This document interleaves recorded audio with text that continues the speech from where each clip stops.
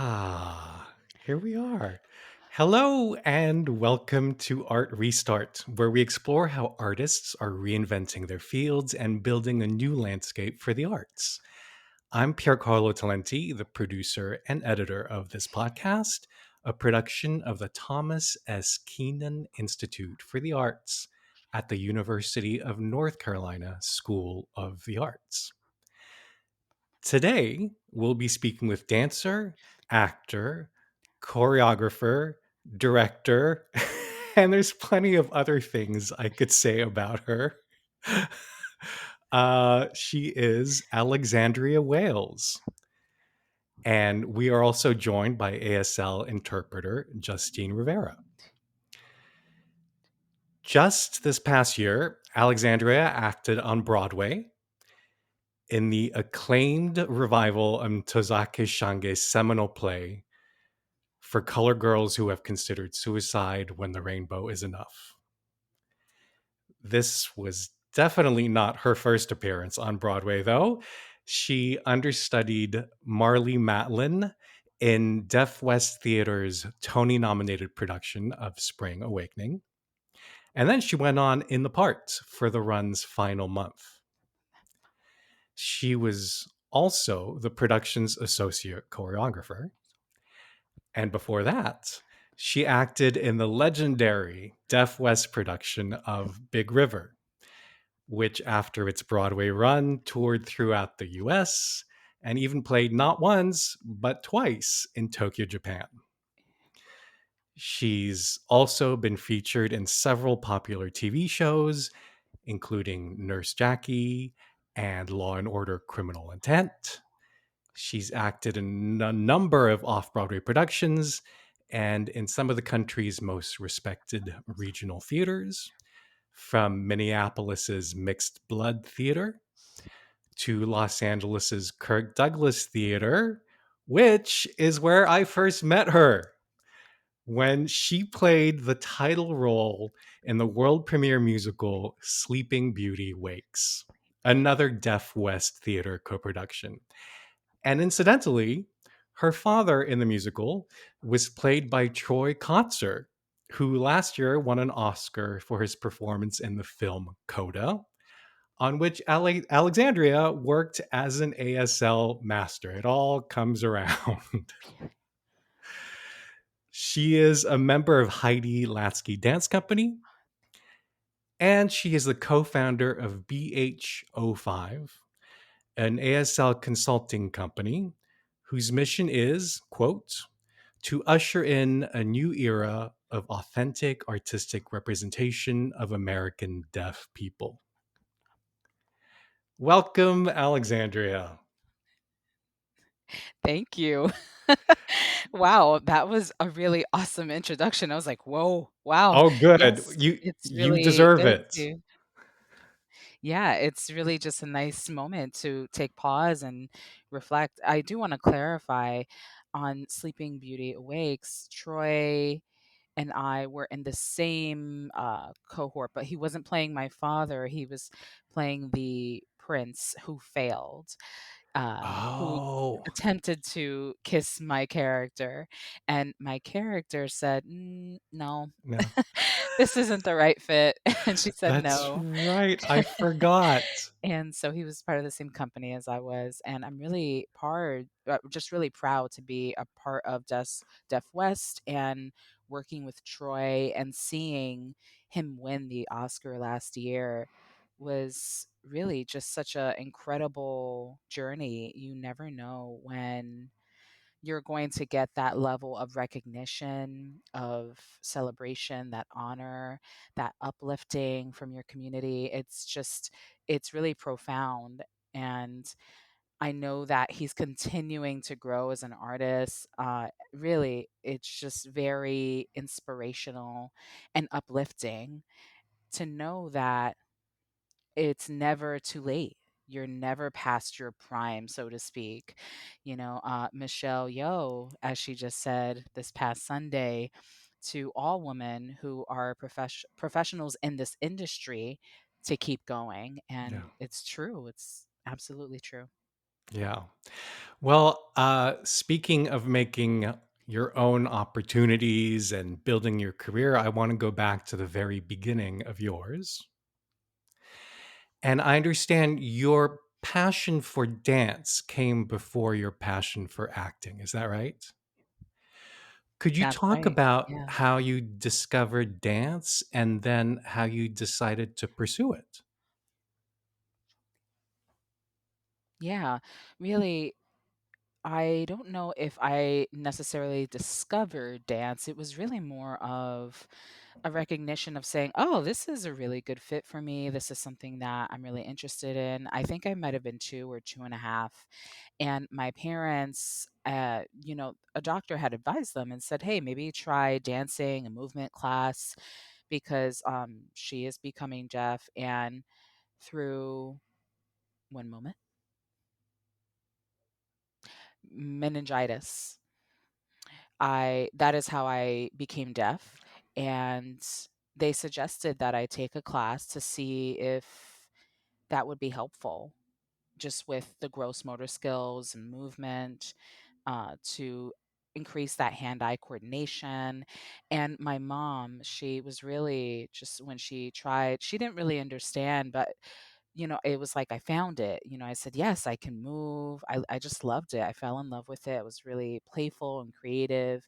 So starting with the age of, I believe, 2, 2.5, that's when I really began. And then I took a break for a few years because of just life, things that happen in life, and the journey that you're on.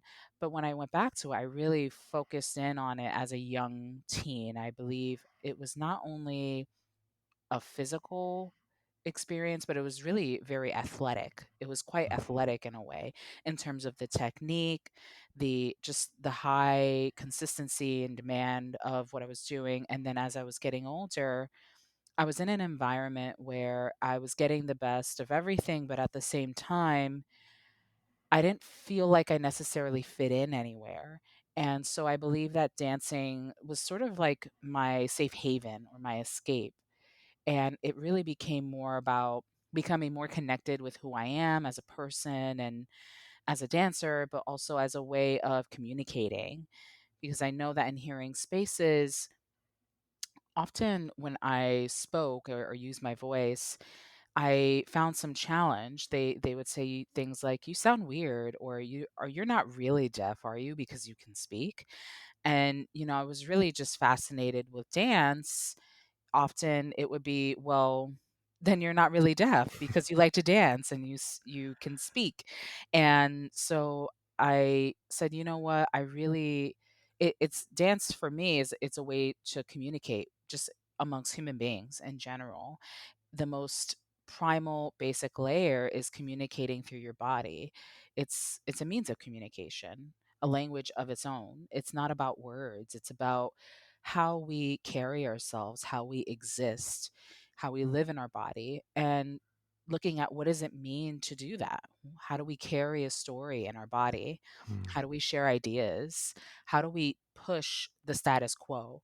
And so I think that just in a way of my it was like my personal act of rebellion, really, to find dance as a way to be myself in a space where people would often question who I was and how I carried myself. And so something that my parents, they were huge fans of it. They were huge supporters of my journey, and I didn't really have to think about a plan B or what do I do if this doesn't work, or they were so incredibly supportive, and they said, "You know what? We believe you have something here. We want you to keep going with this." And so I'm exceptionally blessed with that because I already had that support system built in. So speaking of communication, I'm guessing that you might have been the first deaf students many of your dance teachers were teaching, possibly. How did you Yeah. evolve a way to teach your dance teachers how to communicate with you and back and forth?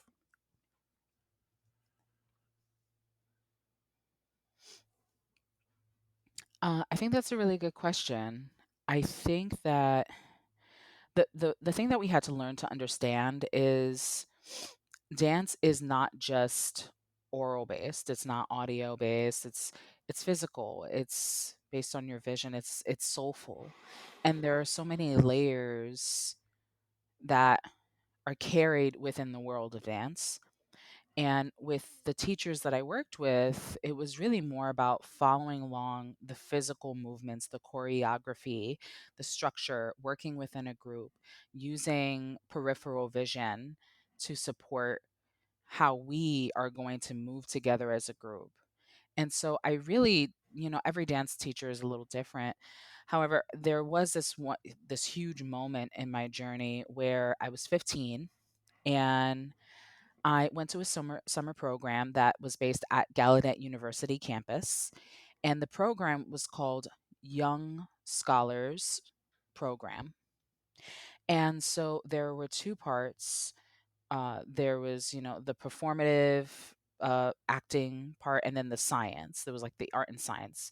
And so in performing, one summer I participated, and the first time in my life, there was a professional deaf dancer. I was being surrounded by them, and skilled professional deaf actors. They had already traveled the world. They came to DC for work, and that was a huge epiphany. It was a huge shift for me. It was like, oh, I am doing the right thing, and maybe I'm coming from a place where my choices are, oh, maybe it seems a little weird, but once I found more people who were in alignment with my line of thinking, it was like, whoa, there's a community here. There's really something here. And it's something that just kind of helped me to keep going. And, speaking with these deaf dancers, actors, they're professionals. It was really profound in the same language. And it just kind of shaped my confidence moving forward. So when did you realize, was at that point that you realized you wanted this to be your career? That you wanted performance to be your career? I think it was around that time. Yeah. I think it was kind of like I was in it for life. There was never not a moment of, yeah, I'm gonna do something else. No, it was, yes, this is what I am going to do. I didn't really have to think of doing anything else that, gave me that level of authenticity or deep gratitude, joy, all of the things that it gives me, even through all of the struggles. Going through dance and performing on a stage, really, that became a second home for me. And whenever I went on stage, it was very just reassuring, regardless of what was happening outside of the stage. That was that one space that I held dear. And working with these artists, it was just so powerful. It was a powerful moment for all of us to share our experiences with each other and sharing that with an audience. And there's more to it, I think it's more than, oh, this is going to be the career. It was really more like, this is who I am, this is what keeps me happy, how do I keep doing more of this? I couldn't really think of another journey. Hmm. So thinking back between your first professional gig uh, and and your experience most recently on Broadway in For Color Girls, I'm wondering if you can talk about. Let's start with the good stuff first. Can you talk about the improvements that have been made so that artists like you can do their work to the fullest?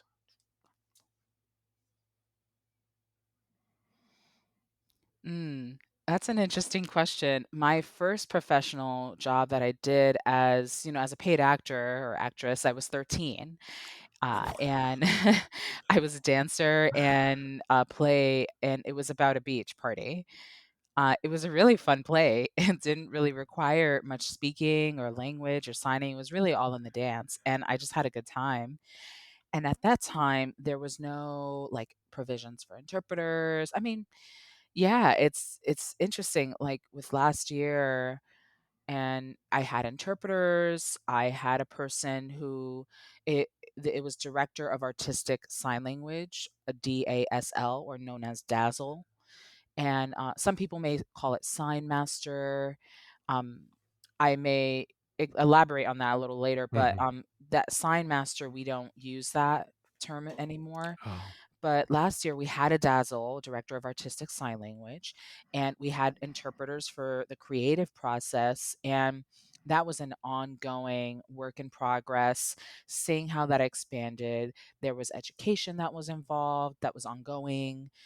And for everyone involved, especially the producers, the creative team, and everyone within the company, it was really just a different level of understanding the different positions between a dazzle, where their focus is really on everything within the creative side, the production, and almost a layer of dramaturgy involved, uh, talking about the carers, decisions that are being made, all the creative decisions that are being made. Whereas the interpreters and the director of the interpreters is really focused on providing access and mediating and providing that access to communication. And give me one moment. I'm seeing some freeze.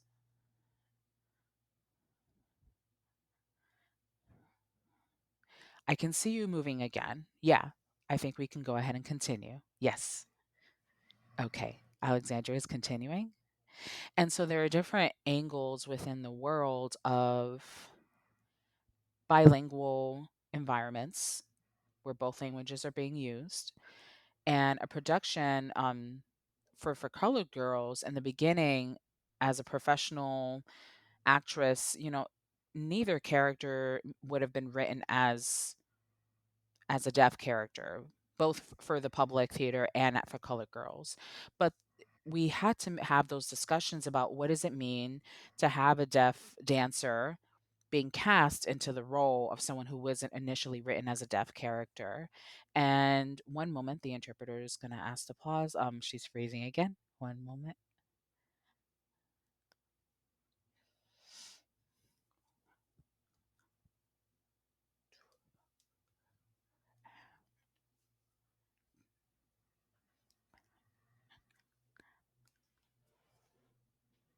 Okay. And so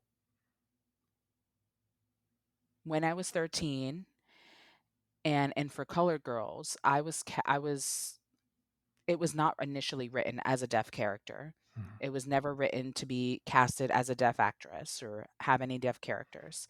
And that was back when I was 13.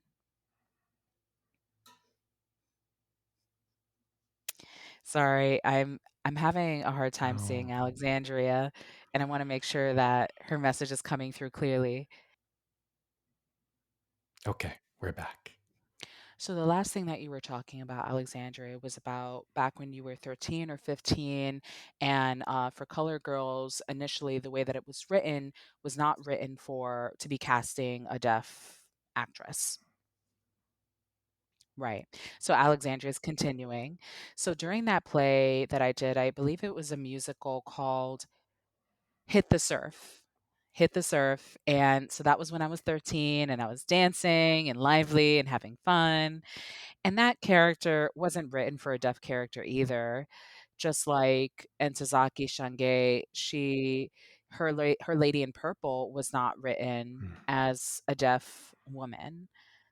And so I think that that is, a continuous exploration that I have in my journey of what does it mean to embody characters that on the page are really can be open to the actor's interpretation or what the actor delivers and brings to the character. And so it's that level of excitement for me of how it's written with the culture, the history behind it, and the deafness. And I feel both sides of it. And the reason why I mentioned the difference back when I was 13 compared to last year with For Colored Girls, the biggest shift is how far we as a society with artists, theater, dance say, yeah, let's move forward, let's progress to broadening who's at the table. Mhm. And there is a difference there. It's a different shift, a different approach, and there's still tons more work to be done. There's still a lot more education that needs to happen and it's ongoing, but there's more space for those conversations to happen. And really, it just takes everyone to commit to realizing that there's just so much that we don't know because we're still learning together. Before we talk, because I do want to talk about the education that has yet to be done, uh, but I want to use your talk about your experience with For Color Girls, and go back to what you were saying, which is essentially you can't, if the part was not written for a deaf, it was not written as a deaf character, you can't just assume that she can be played with ASL and that that's the only adjustment that needs to be made. So I'm curious if you can talk about how you did develop your character, who was involved, how much give and take there needed to be. Yeah.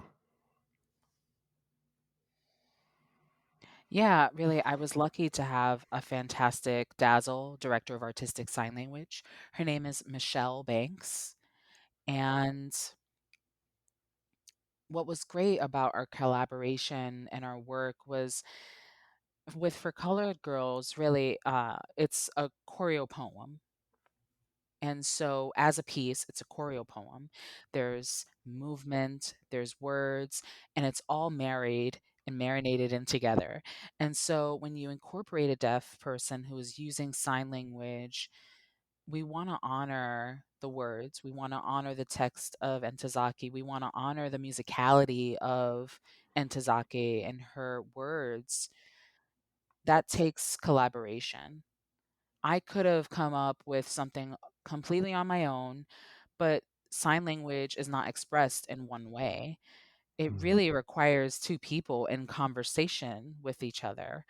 And so, with our Dazzle, Michelle Banks, and in conjunction with the creative team, it was really helpful to sort of embed the power of that one person, that one character of the of Lady in Purple, and how we connected that character with all of the other characters throughout the choreo poem, because it ultimately is a story of sisterhood. Mhm.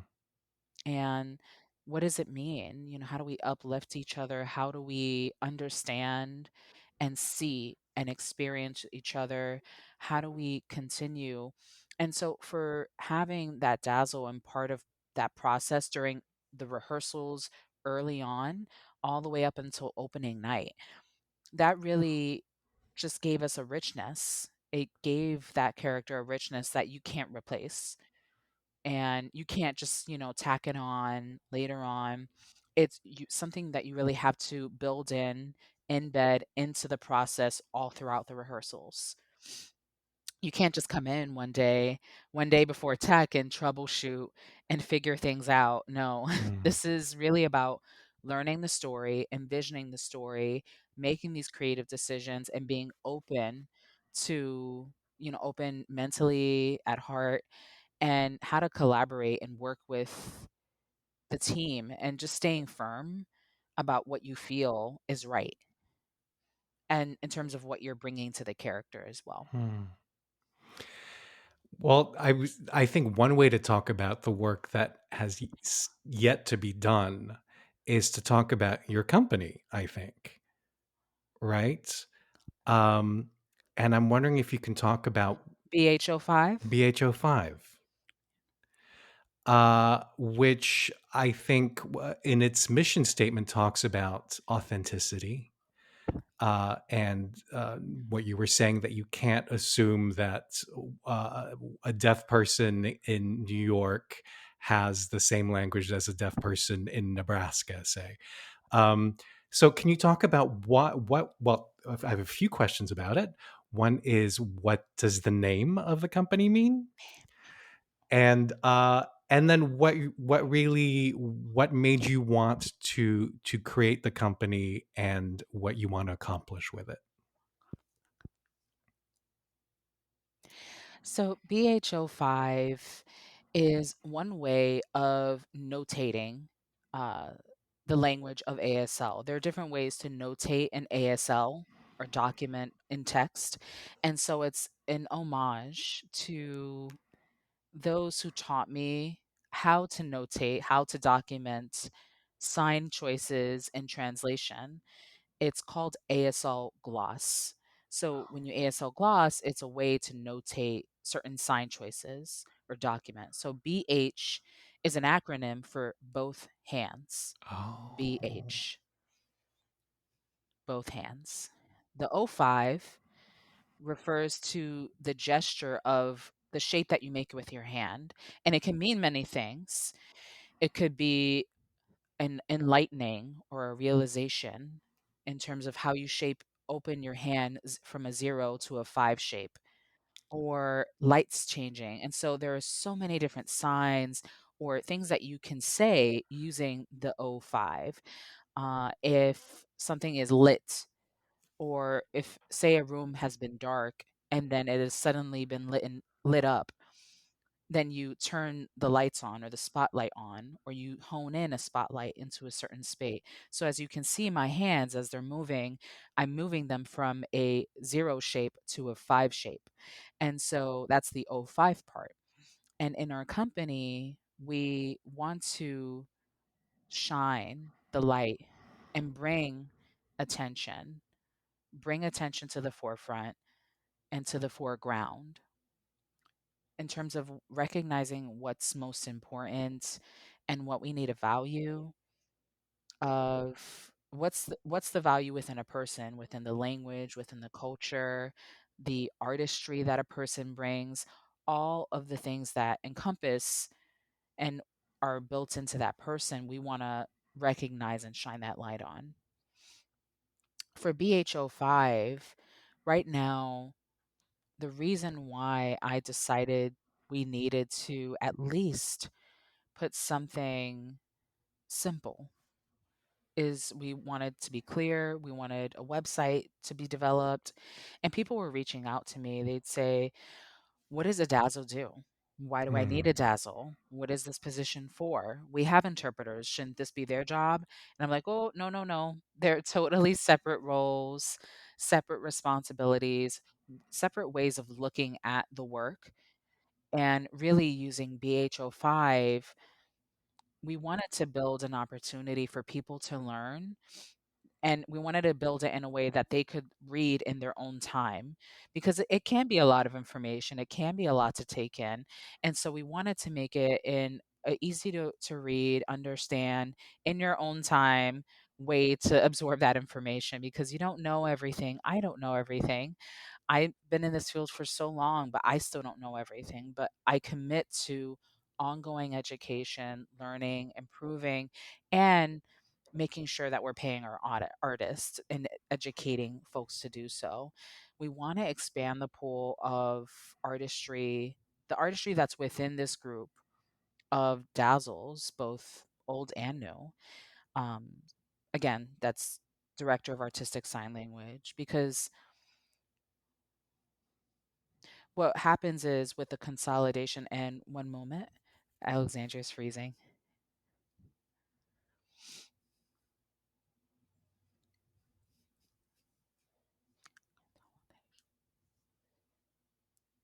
The consolidation of different groups. Oh, she's freezing again. Oh no. Sorry. We're gonna have to pause. It looks like you're freezing again. Like you'd freeze and then move, freeze, move. Okay. You know what happens, I think, is the reason why you were clear before I press the record button is when I record, there's a lot of bandwidth being used because your video and audio are being uploaded at the same time as you're signing. So I think that's why it's you start getting blurry when I start recording. It's at at the max capacity. Okay. Yeah. Technology, you gotta catch up with me. Come on. Yeah, it's interesting that you mentioned that, because it is something that we've learned a lot over the past few years, especially, where many of us began to work remotely, the quality and the bandwidth of the internet, of different virtual platforms, can really have an impact on the ability to understand each other in communication. It's really fascinating. But as I was mentioning before, that position of ASL consultant is it's a very specific role. You have ASL consultant, ASL advisor, and then the reason why we call, say, an ASL director or a director of artistic sign language a DASL, uh, it it's the level of commitment that is required for the thought process, the creativity that you're delivering, all of what it takes to deliver and create a story that will help support the director's vision, help supports the choreographers, the performers that are within it. And so they're part of the conversation overall. Hmm. And in terms of maybe it's someone who is signing and the characters from Boston, what kind of sign choices might we ask them to use to communicate in sign language with, say, a deaf person from Japan? If they don't use ASL, then what do we do?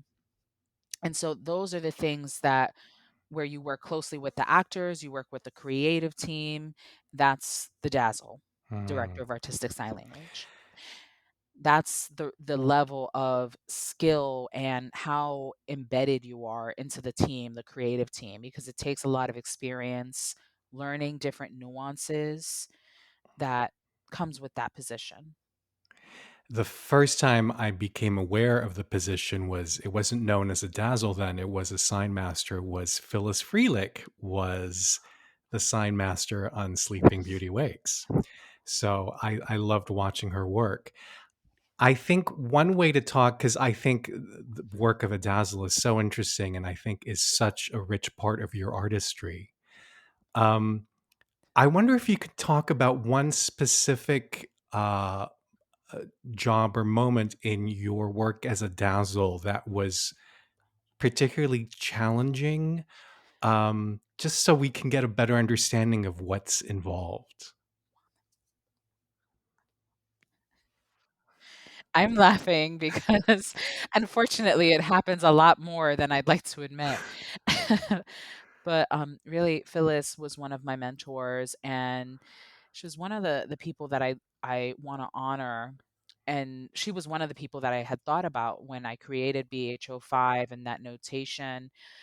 In theater, it's called, sign master or SM back then. And a group of theater makers in DC, they were deaf themselves. They understood that oftentimes on the daily call sheet or it was becoming very confusing because you have a stage manager and then you have the sign master, and oftentimes in theater we abbreviate.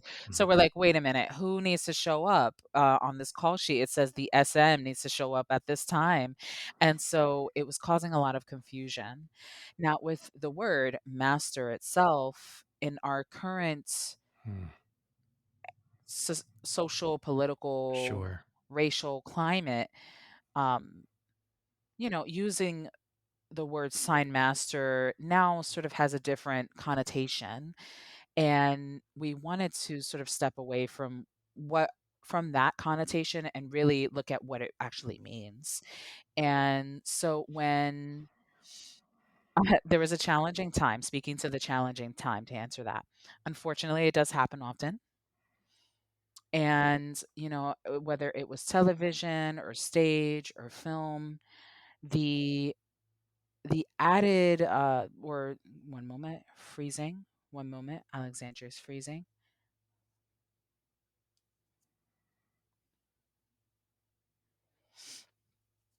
Said TV, stage, film.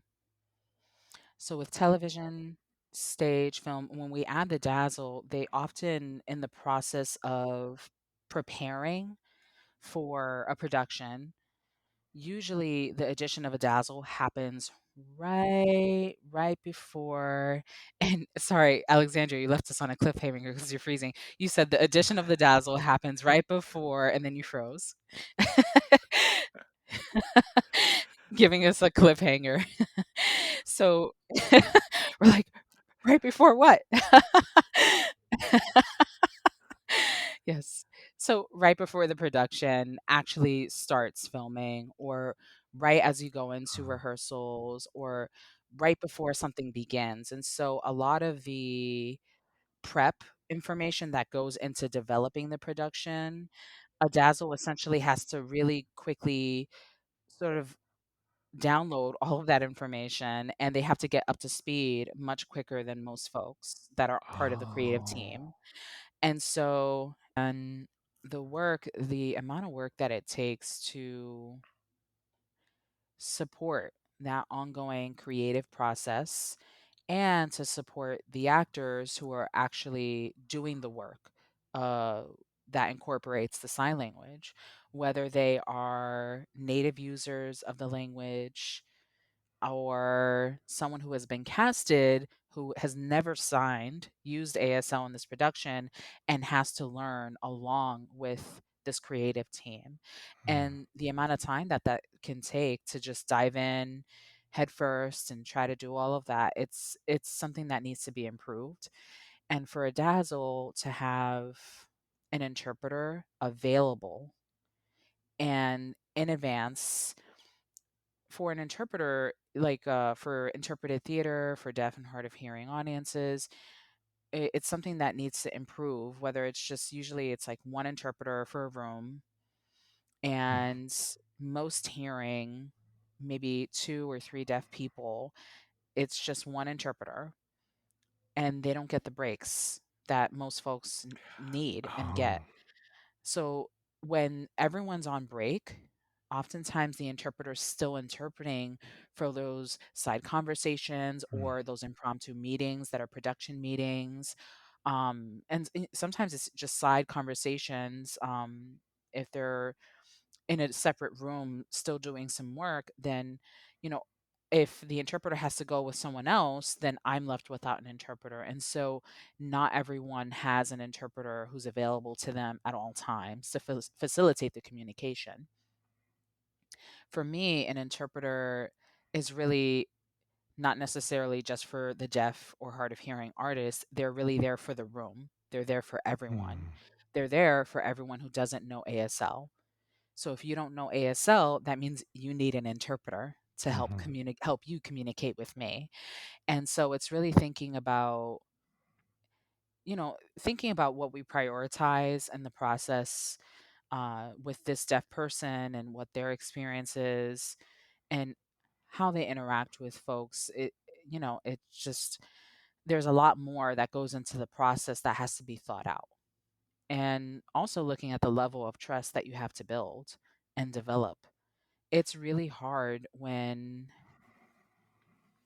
Alexandria's frozen. One moment.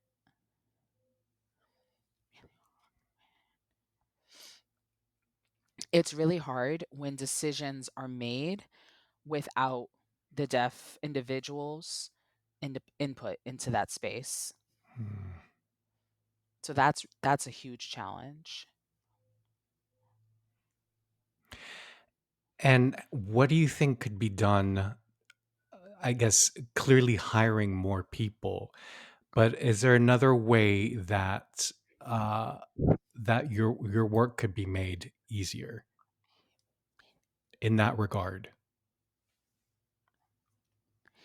It's really about the education, and it has to be Mm. ongoing, whether it's educating ourselves or even just being open to admitting that you don't know everything is okay. That's preferable. That's a good first step to saying, "Oh, you know what? I really don't know everything about what is required." And realizing what the possibilities are, what the potential is, and the flexibility to adapt to those different needs that happen during the process. Because i- initially, at the onset, it may look different than what everyone may have initially understood. But as you get comfortable and you start to build those connections and relationships with each other, you have to just sort of allow yourself that space for you need to allow yourself the space to adapt.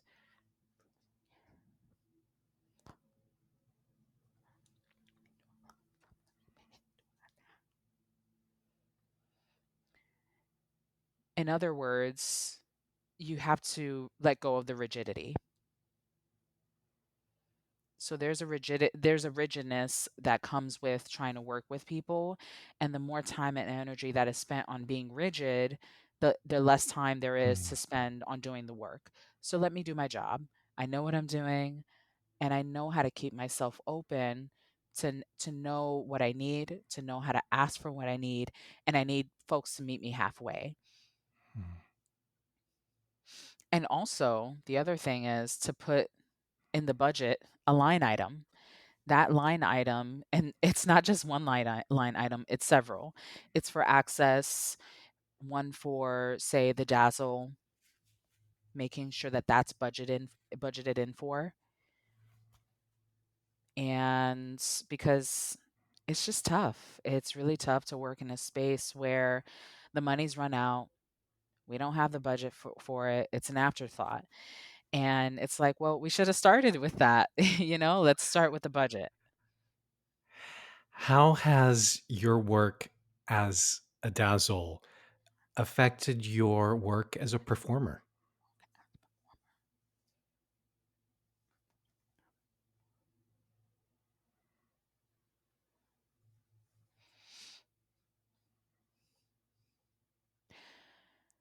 I think that as much as you or I should, there's a huge gain to learn both sides of the table. There's a huge gain to be had there to take a step back and to have a bit more of an objective lens to understanding what the other folks on the team as creatives are working with, what are the challenges that they're dealing with. When you try to shift that perspective as an actress, then I understand, okay, what to ask for and how to ask for it, what to look for, how to work with my dazzle, how to understand, how to communicate, how to engage with all the different people in the space. Hmm. Yeah, it's huge. It's just different. It's the creative side, and it's just a different way of creating, expressing. It's a huge part of the work where knowing yourself and knowing why you're in the room and what is it that I have to offer. I think it's for me, it's why I keep doing this work because until I've, run out of things to offer, then I'll keep showing up. I'll keep showing up and pushing and trying to create those shifts in perspective and seeing how we can enhance the storytelling in different mediums. Well, speaking of which, and can you talk about any upcoming projects that you're excited and that you can share with us? Well, I actually just did 3 episodes of The Flash, and the character that I played, her name is Murmur. And so you'll have to see the episode. I don't wanna spoil it, but, it was really fun to play that character. She's the bad guy, she's a villain. Oh, she's She's a super villain. bad. She's bad. Yeah, it was really fun, really fun. She's so bad. It's horrible. But it was so much fun. It was really fun to play that character, and I do have another project coming up. Well, I have several, but I'm not at liberty to say, but I'm very excited about. That is awesome. Alexandria, thank you so much for joining us. And Justine, thank you as well for your work. And to Thank our you. viewers, please be sure to subscribe to Art Restart's YouTube channel and or to our audio podcast, which you can find on all the podcast platforms. And on behalf of everyone at the Thomas S. Keenan Institute for the Arts, thanks, Justine. Thank you, Alexandria. And thank you for watching.